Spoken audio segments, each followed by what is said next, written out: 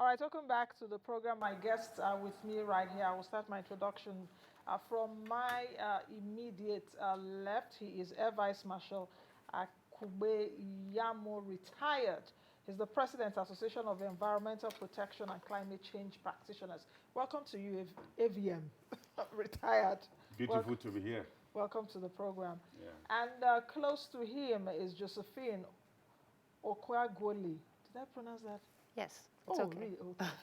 Former Blue Economy Consultant at the United Nations Economic Commission for Africa, that's UNECA.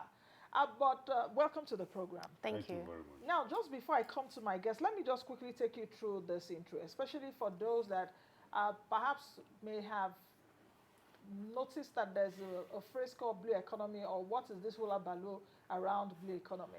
The phrase blue economy has been popular at least for over the past 10 years, I must say. The term blue economy refers to the economics of utilizing, protecting, and regenerating the marine environment. And 2/3 of the surface of the earth is covered by the oceans. The World Bank defines the blue economy as the sustainable use of ocean resources for economic development, better quality of life, and employment while maintaining the health of the ocean ecosystem. So that's what we'll be talking about today. What is this blue economy? How can Nigeria harness the potential? Potential is one word that I have continually grown to dislike in the context of this country's economy. So welcome to you both. Thank you. Okay, let me start. AVM, Yes. I'll be a bit partial. You know you are sandwiched in our middle. So, so you are at our beck and call today. Go ahead. Blessed are you among women. Thank you very much. All right. Josephine, let me come to you as a former consultant at UNECA. This is your sector. My definition of blue economy earlier, does that really suffice? Because I also know that blue economy has like different connotations or different definitions. It depends on which organization or who you are talking to. Yes, so it depends. It does suffice, but at the same time, blue economy is very wide, depending on if it's the World Bank or UNECA giving a definition. UNECA's definition includes an integrative, comprehensive ecosystem. So, but generally it does cover most of it, because most of it is actually the sustainable development of the ocean resources. So that's the main gist of it. Afterwards, when you now go deeper into it, you realize that there are about 7 components of the blue economy, from maritime transport to fisheries, to oil and gas, to even cultural knowledge, and because you still have to deal with the indigenous and local people, the information knowledge that they have. So yes, it is quite large. Is that why you're wearing blue? So that we Yes. can discuss. So it was deliberate. It was deliberate, yeah. Okay, so I caught that part. But you would have sent me the memo, so I would have Oh yeah, true. joined you, or we would have joined you. All right. So let me come to you. You've heard from Josephine in terms of the definition. Yeah. But we now have a new ministry in Nigeria. Do you think that that idea by Mr. President is a good one of setting up a Ministry of Marine and Blue Economy? Yes, thank you. Beautiful to be here. Before I start, my heart goes to the people of Morocco for the deaths, close to 3,000. May God console them in this period. Now, setting up the blue economy, marine and blue economy. Marine and blue economy, they are one and the same thing. So there's no really difference between them. Well, it's a bullseye. It's a bullseye. But it's a bullseye, and going further, it requires a lot of high thinking now to achieve what the blue economy has been doing for other nations, Norway, the UK, the US, and all. The blue economy has been with mankind since creation. If you see the SDG 14, actually tell you that the life below the water, that's what we're talking about now. Now, it has to do with shipping, it has to do with marine life, it has to do with aquaculture, it has to do with marine genetic, and a whole lot of it. But in the case of Nigeria, it is very notable because we are a marine country. with 854-kilometer shoreline. We're already a marine economy. But like I told you, the high thinking had to do with meritocracy. We have to deal with that. We have to deal with institutions, and we have to deal with values, like she said. So going forward, now, if we must do that, going into the future is a futuristic investment. Because since 1990, up to recent time, we have deviated from the blue economy. When we let our shipping line, we have handed it over to the foreigners, and we have to look at it in that context. We also have to look at the moribund or dormant Marine Institute for Oceanography and Marine Research. We have to look at NOSDRA. We have to look at NIMASA. And we have to look at the Shippers Council. All these come together. And we have to look at the law, the Eastern laws, both the ones that are exclusive and the concurrent. The laws are very, very important because the framework have to reflect this. You have 8 contiguous states. How are you going to deal with them? How are you going to deal with them? Because that is it. Because most of the activities that are going to go on around there is going to be handled by this state. Well, yesterday the minister was having a meeting with the Shippers Council, which is very, very excellent. And they were mention of laws and everything to be tampered. We must bring it home because that is what nations are using to get around the situation. Our own is coming in the time we are challenged by infrastructure, we are challenged by foreign exchange shortage and all. So the blue economy is the focal point of the world now, and we must leverage it. Okay, let me still stick with you. You talked about meritocracy. What do you mean when you mention meritocracy? Do you mean perhaps the minister there right now? The minister there right now was the former governor. How much competency, especially in that sector, do we need for as a minister in that sector? Of course, President Tinubu has made his choice already, so we have an existing minister. So what did you mean by meritocracy there? I really want to understand. Do you think he will be able to steer the wheels of this ministry? Sure. The direction he has started is very excellent. Okay. It's very excellent. You know, the critical stakeholders, the meeting that is moving, it means that it's being advised very well. You see, what is in achieving the blue economy? You see, first of all, it is the manpower and the capital. They revolve around there. You have to create manpower and you have to create capital. And you have to invest a whole lot of it. And when you are going to do that, the marine and oceanography research have to develop manpower for you, new manpower that is employable and deployable. And while you are managing the existing one, the way the ministry is now, don't forget, as we stand down, there are a lot of critical issues that we have to, first of all, deal with. Now, you have a notion that this year has been the warmest in history. 101 degree Fahrenheit. That is degrading the coral reefs. And you have acidification in the last decade up to 30%, and it's reducing the shell of the aquatic animals. And that is a very, very strong impact on the food security. You see, if we have to deal with the blue economy very well, why I said meritocracy, you have to get people that are ready to do the job inside there. First of all, you have to get the port working. You have to get the port working. Because if you must actually do you for your job creation, the deep sea port, the 5 of them that are already on the way. Okay, let me hold you there because we'll come to that later when we'll begin to break down these issues.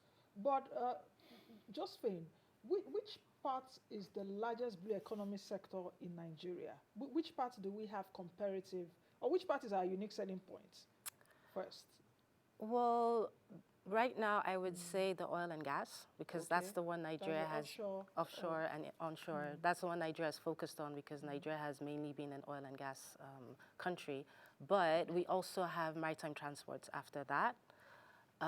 Fisheries, agriculture actually contributes a lot to Nigeria's GDP, but fisheries not as much. It should, even though aquaculture in Nigeria contributes about 25% to the fishery sector in Nigeria. So I would start with oil and gas, afterwards maritime transports, then fisheries. Tourism, coastal tourism is pretty much non-existent. It's something that we should develop. Okay, so I would not want us to dwell so much on the offshore, onshore oil and gas because it seems that has been on, Mm. except if you really want to come up with, are there some challenges or even potentials still in that sector that we are not harnessing yet? I think the only potential, oh, it can't be the only one, there's always potential. But of course, it's the natural gas because there's a lot of, with Oh, the gas flaring yeah. and all of that, we can use a lot of that gas for other things. But of course, the major challenges is the pollution. And the pollution affects everything. So of course, it's affecting the amount of fishes in the ocean. It's affecting the livelihoods of the people that live in the coastal areas. It's affecting even tourism because you can't do tourism in polluted waters. So that's like a major challenge for Nigeria. And another thing Nigeria doesn't have is marine protected areas. We need to actually develop that. And of course, marine spatial planning, because these are things that would also help to like designate the different areas of our ocean, basically. It's kind of like designating your oceans and inland waterways, what is good for what, or what you use for what, and what you won't use. Yeah, so we need that. Is invested in marine and blue economy, is it good investment now? Bearing in mind that AVM actually mentioned earlier that investment in the sector is futuristic. Do you understand what I'm saying? Because this is an industry that has $1.5 trillion globally annually. So if we're saying let's begin to invest, how soon can we begin to reap the dividends of investment?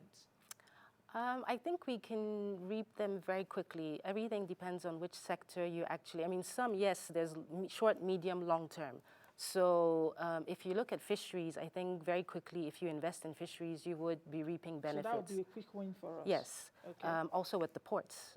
If you look at maritime transports as well, you would reap very quickly. Like for instance, if you start constructing, if you construct ICDs, inland container depots, going from the ports to, because we would need about, my guess is about 5 ICDs in Nigeria, probably more. And so using rail or river transport, you should be able to have like, that's like short-term benefits we should be able to get from the maritime transports as well. So do you agree with her? Because you said that the investment is futuristic. She just said a quick win could be, of course, investments in fisheries, and we have medium to long term, investments in that area. So I would like to know as to why you actually said investment in that sector is futuristic, being that the rest of the world has also left us behind and reaping trillions of dollars. Yes, the blue economy in Nigeria is actually a 296 billion US dollar environment. Now, see, I said futuristic because if you must actually get the big win out of it, there must be you must invest you must invest in manpower, you must invest in capital.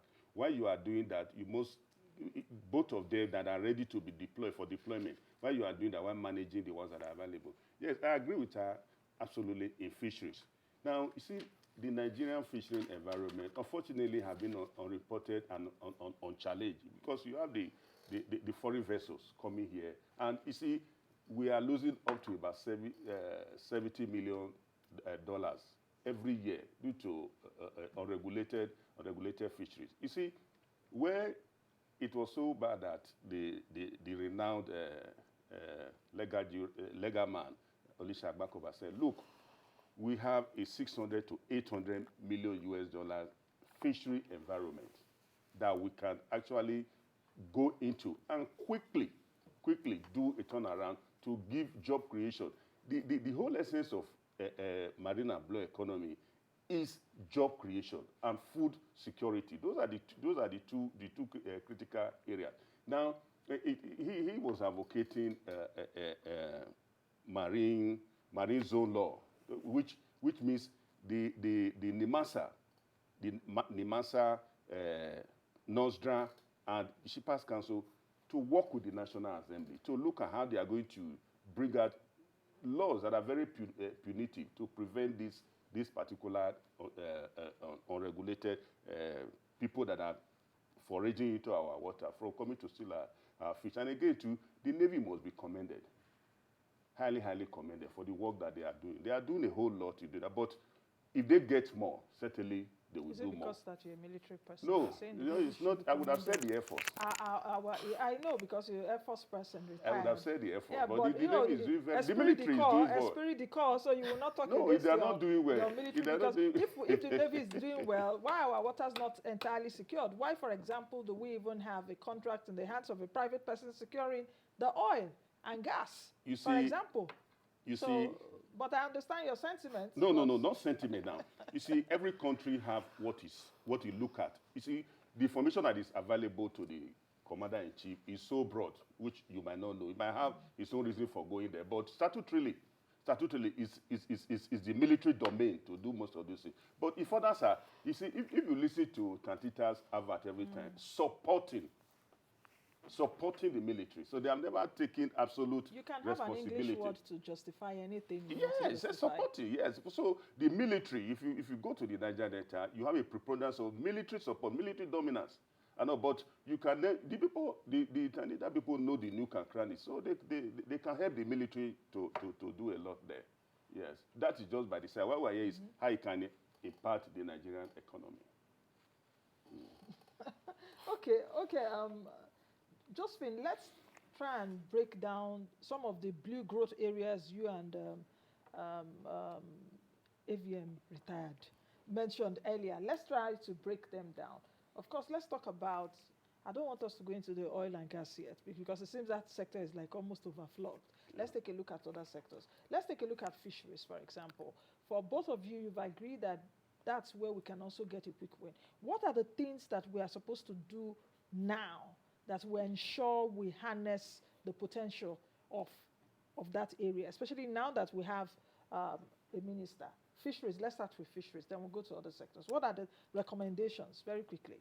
Well, like AVM retired said, one of the major problems of Nigerian fishing industry is the illegal, unreported, and unregulated fishing. It's a big problem for the fishermen because you have these trawlers that come and stay next to the exclusive economic zone, and they're pretty much taking all our fish, and then afterwards this fish is re-imported back to Nigeria. So that's a problem.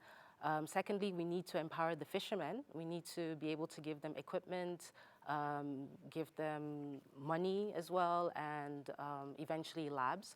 Another thing I would suggest is fishing ports. Probably invest in fishing ports in the coastal community areas where these fishermen usually fish. But in the fishing ports, you should also have, I want to call them laboratories, but the essence is have a place where they can clean the fish, process the fish, and actually have it ready for... So isn't that an opportunity for private sector? It is. Must the government now come into that sector? Because what I'm seeing here is private sector as well as jobs. Yes, but the government has to create the policies. Government giving them money.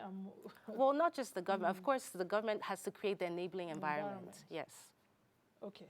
AVM, any other recommendations for fisheries, or should we just leave it at that and move over to another blue growth area? No, you see, fishery is where we can leverage now. Is the low-hanging fruit. Now, you know, the blue economy is a private sector-driven ecosystem.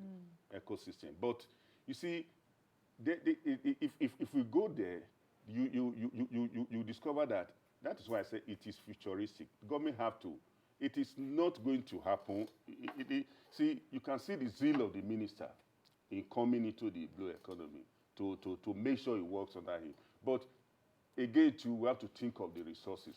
The resources is not going to be an envelope budget resources. We have to look for some special funding for him. Some special funding for him to be able to do a whole lot of things. If we are going to be involved, how are we going to get our trawlers? Where will the special funding come from? Because when it comes to money now, we are highly, we are depressed as it were in terms of money.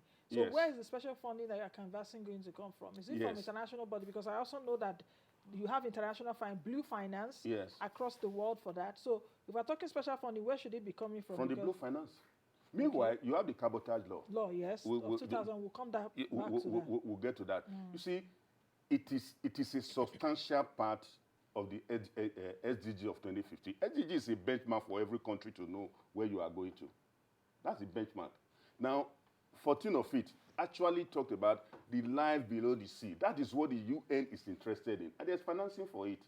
We can look for experts. That's why I say, look, we must look for meritocracy. We can look for an expert to engage this particular area. And again, to the cabotage financing, we can talk with the shipping people. Look, ship, your own is distant. This fund that is available now, the $350 million or what, we can take a lot of it, get trawlers, more modernized trawlers and everything for them to be able to go in there. The sea can take everybody. As big as it is in extent, that is how it is, the capability is in creating jobs and in creating finances. Okay, let's talk about, since you're talking about ship. Yeah. Ship, of course, ships in Nigeria are mostly foreign owned, or if not wholly foreign owned. Where else can we have an advantage in terms of perhaps, because a lot has been said around ship repair. Yeah. How can we take advantage of that in Nigeria? Yes. Okay. You see, ship repair, they call it the dry dock. See, the dry dock is the highest employer of labor for every country. I school in the Philippines, where a whole lot of things are very, very substantial. You see, now, most of the ships that are operating here have to go out. They go to countries like Singapore, Senegal, South Africa, and all, to go there and fix their ship. So what now happens is that we're having almost 300 billion capital flight going out. So we can begin to set up the dry dock here, the ship repair. We can start up with tugboat, small ship and all, so that we will be able to create employment. You know, the dockyard is an ecosystem of equipment manufacturer, repairer, technicians, and standardization. You see, the standardization there is that we create people that will be able to say, look, this is the standard that this ship must be repaired, that must meet the International Maritime Organization. So that on its own, we have to create seriousness in that area. That's why I said before, going back to that, it's a futuristic and capital-intensive environment. So we have to quickly do that, because most of these ships that are going out, they are taking our capital to go out, which is avoidable. Do we have the manpower? Do we have the resources? If we're saying, okay, let's dry dockyards, ship repair, I don't even want to talk ship building. let's do cars first before Sid and Co. They are trying. Let's perfect our act of building cars from the scratch before we even go into ship. I'm not saying that perhaps we cannot, but do we have the manpower for even what he has said, Josephine, in terms of those that will be involved in this? Well, Nigeria has a population of over 200 million people. I believe we have the manpower now. The problem is whether we have skilled, that's it. Skilled manpower. I'm not too sure. I'm not an expert on that area, but I believe that it is possible to have the people trained, and they should be able to do that. I think also there's already small ship repair that goes on in Nigeria. I don't think it's completely opposite. I mean, they should be able there should be small amounts of ship repair going on. But I believe that it is something that very quickly can be developed too. I think Nigeria has a lot of capacity, and I think we don't realize how much capacity Nigeria has until we start looking deep into it, and then we realize, oh, we actually have all this already. It's just that we haven't been utilizing it. So you're saying perhaps we have people we've not yet identified them, perhaps from home and abroad. Yes, exactly. Okay, so that takes me now into ferry and cargo, talking about transport. And let's also talk a bit about port development. I think the minister also visited the port, if I'm not mistaken, and also mentioned, talking about these scanners. What is so big about these scanners? I've been hearing scanners. Scanners not enough. I'm like, what exactly? Do you want to respond to that? Oh. And why our port is still the way it is? You see, our ports need modernization and reorganization. You see, the way we are talking of blue economy. So which port are you talking about? Lagos? Because we All have, of- if you're saying we have, the most functional one, when you are talking of port, you are mostly talking about Lagos. is it not because it's also, you know, so blocked and all attention is on that? Yes, when we were young, If we're able to perhaps, you know, I'm the sure when you cluster. were very young, you used to go to the ports in.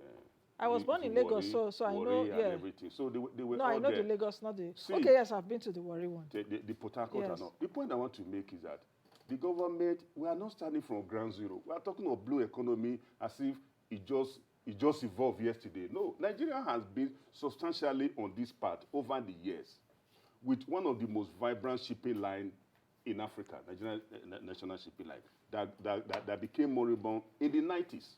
Now, they have, in the last 8 years, there were efforts to develop the Ondo port, the Badagry port, Ibom port, Ports. Benin, the one in Benin, and about 5 of them. and the Bonny, Bonny, the Bonny ports.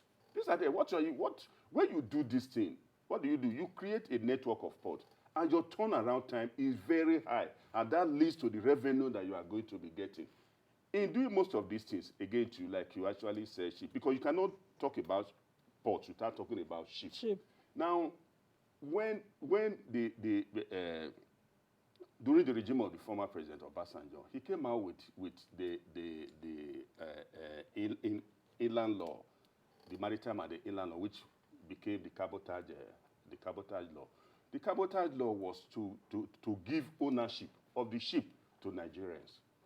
And see, the ship hiring in Nigeria is a very big business. Now it is dominated by foreigners. What did he do then? He wanted to give it to Nigerians so that you can operate it. But however, he gave the some of the Ministry of Transport that, look, you can give waiver to the foreign ship where Nigeria does not have comparative advantage. That's the area the minister should look at. That waiver, he has to make it to be very intentional to benefit Nigerians. And inside that cabotage law, there was also a 2% charge on the indigenous ship owner on the business they do, which is called cabotage ship financing, to enable Nigerians to own ship. It is our environment, so that this capital will not be going out. So we have to bring it in. I said 2 things now. That is ship financing, the cabotage law, and the port development. These are capital intensive, but they will create so much job for you. If we are 133 million people that are multidimensionally poor, I bet you, like the DG of the Master said, it's a 7 trillion naira economy and capable of generating 40 million jobs. And these are the whole area. It's a complex of areas. Like I told you, we require higher thinking to be able to achieve that. Otherwise, let it not become a rhetoric.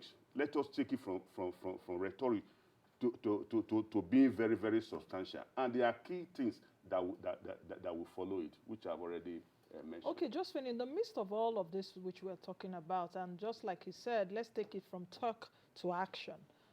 Do we really have a clear blue economic framework in the context of what we are talking right now? Because this is a new ministry.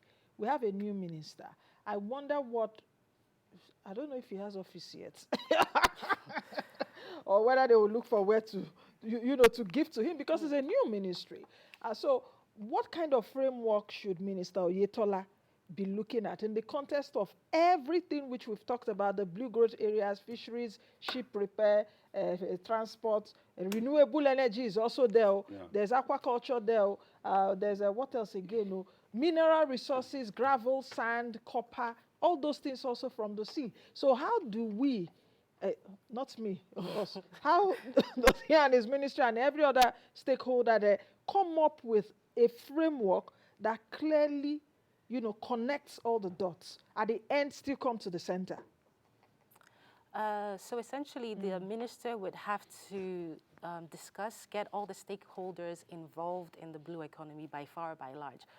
If you look at Nigeria alone, I'm sure there's about probably like 10 ministries that are already involved in one way or the other with the blue economy. Let's not mention the agencies. all water resources, environment, yeah, all those. NIMASA, NPA, the That's federal agencies now. now also. So all these stakeholders are involved. We also need to look at our national development plan. We have to ensure that the blue economy also fits into the national development plan. I think Nigeria has a Vision 2050 development plan. Agenda 2050. 2050, Agenda 2050, yes. And so, so we need to integrate that. Also, Nigeria does not really have an ocean policy framework or an ocean policy bill, if we put it like that, because most of the laws in the sector are all, as he says, moribund. That's the word he keeps using. They're all moribund. So we need to redevelop our ocean policies, and then we need to come up with a blue economy strategic plan.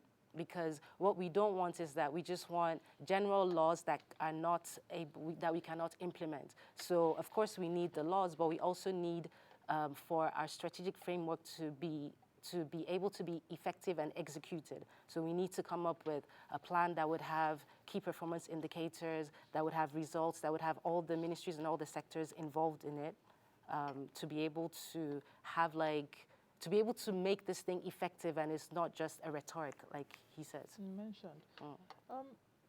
Let me come back to you, sir, because if we take a look at this sector, so much really to dissect and also to profile recommendations for. But if we take a look at, coming back to what both of you said, in terms of how do we need to connect the dots, the regulators in this sector are quite critical. You would agree with me? Of course, we have NPA, we have Shippers Council, we have NIMASA, Inland Waterways, and all of that. How do you think that these regulators, now these stakeholders in that sector, as well as even the private sector stakeholders within that space that are making money, for these agencies, how do you think that they can work together, and what has been missing in the past that this new minister really needs to attend to and perhaps find solutions to? Yes, like I said before, I said it's a boost eye for the Mr. President for setting up this ministry. You see, it is even his 7-point agenda, quite very notable there. Now, the ministry that is very notable inside this one, the agency that is very notable is NOSDRA. NOSDRA, because if you are going to fish, are you going to fish in the polluted water? That's the oil spill. Yes, agency. because we have not been able to control the oil spilling. Now, in the US, the similar agency like that, they have their resources to be able to capture the whole environment which they are supposed to superintend. Now, they need to be very visible. They need to be very visible in all of this. Because if you are looking for the ocean to be really blue, you must remove pollution from it. And that's where NOSDRA is very key. The question now is that, are they well financed? Now, if you are talking of a blue economy that will give you the quick win, the job creation, the food security that you need, the ocean, the fish that will survive, the coral reef that will survive, you need to go back to NOSDRA and make sure that they are very effective. Now, if you are creating a framework, you don't need a new framework. The UN has given you a framework. SDG 14, go and look at it and come and domesticate it the way to help you. Now, again, too, you have to, because these agencies were existing and in their own because there was no coordinating ministry. Now, you have the policy arm now that is very high. That is the minister who is very ready to work. From day one, you see him everywhere. He knows that there's a whole lot of work in him. He knows that is the next cash cow for the country. And he knows that the animal responsibility that is placed on him. But he has to open his hand and get experts to work with him, like she said. He has to get experts. It is not a ministry that you say, oh, no, proclivities for primordialities. No, it's a ministry that is very focused. He has his job cut out for him. So the policy, you have 8 contiguous states. How are you going to bring in these people? That's where the pollution is coming from. Quickly, how are you going to bring them in? There have to be a policy that to bring in these people to be able to function harmoniously, because when the money economy starts coming out, you have indigenous people, like you said, the culture becomes into it. How are you going to manage these people? The governors, you have to keep talking to them. I was in a sister station the other day when the master DG said, look, he has been meeting with most of all the governors in this area. Very good. He should carry the other agency along. Nigerian Oceanography and Marine Research, NOSDRA, then NPA, Shippers Council. Everybody has to be involved now. And the minister has to coordinate all these things to make sure that we get the value out of what we're doing. Josephine, let's talk about infrastructure, because in all of this, infrastructure is also critical. We're talking about a dearth and a paucity of funds. How do we begin to raise infrastructure competence, especially for our country within this blue economic space? Well, I would say most of it will be PPPs, public-private partnerships. I mean, the ports, they're all concessions, so we can still do the same thing with the rail, the ICDs, everything we want to do, we can work with the private sector to develop or generate the funds to be able to do this. The thing is just having a clear line or a clear direction of what kind of infrastructure we need, where we're going, and how we want to do it. But I believe the funds are there. I mean, even recently, the World Bank put some funds for African countries for blue economy. You have other countries as well. I know the Commonwealth is very involved in the blue economy. You have Norway, Japan, all these countries. European Commission. Yes, too. European Commission as well. They're all very interested in the blue economy and also usually regularly help African countries to develop their infrastructure. Yeah. How blue are our oceans? How Our blue? oceans, are they still blue, Josephine? Um, Are they still as blue as your shirt? Because this is also something for tourism. People travel just to see blue oceans, clear oceans. From your hotel room, you'll be seeing, at the balcony, you'll be seeing, oh, fantastic ocean, very clear. You'll be seeing the fishes. So in the midst of all of this, how blue are our oceans? Not to even talk of how clean. Well, I haven't been to the Atlantic Ocean in a while, so I don't know. I know that the Indian Ocean is still very blue. I understand that because At least Nigeria, the ones that pass in the Niger Delta, I our don't think areas. all the waters are polluted. I think you still have white sand beaches and some clear water, but those are kind of like inland waters. Maybe AVM knows better how blue our Atlantic Ocean is, the Gulf of Guinea. Well, if you are talking of blue, the difference between blue and clean. And clear, yeah. Yeah, blue, the blue economy means what is inside the water. The life, the between 500,000 and 10 million lives that are under the water. That's what makes it blue. But for being clean, well, if you go to AVM, I used it literally. Because we travel too. So you will see, even when you watch movies, I understand what you're saying. Even you will see that the water is actually blue. Yes. Blue color. So I used it literally too. Yeah, I know what you're saying. Yes. That's why I want to actually blue get and clear. That's why I mentioned blue and clear. That's why I actually pointed it out that if we must make headway in the blue economy, NOSDRA has to come in for the cleaning of the sea.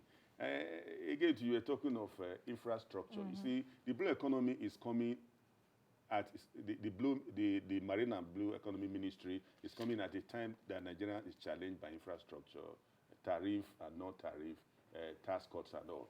Like you said, you see, for now, Nigeria cannot effectively finance all the extent of the blue economy the way it is now. We have to look at the UN funding, the cabotage fund again too. We also have to look at it. And again too, I will still continue to talk. The 2% that is being deducted from our indigenous ship owners, we have a portion of it have to actually be sunk into ship repairs. Those are the quick wins, quick areas that we can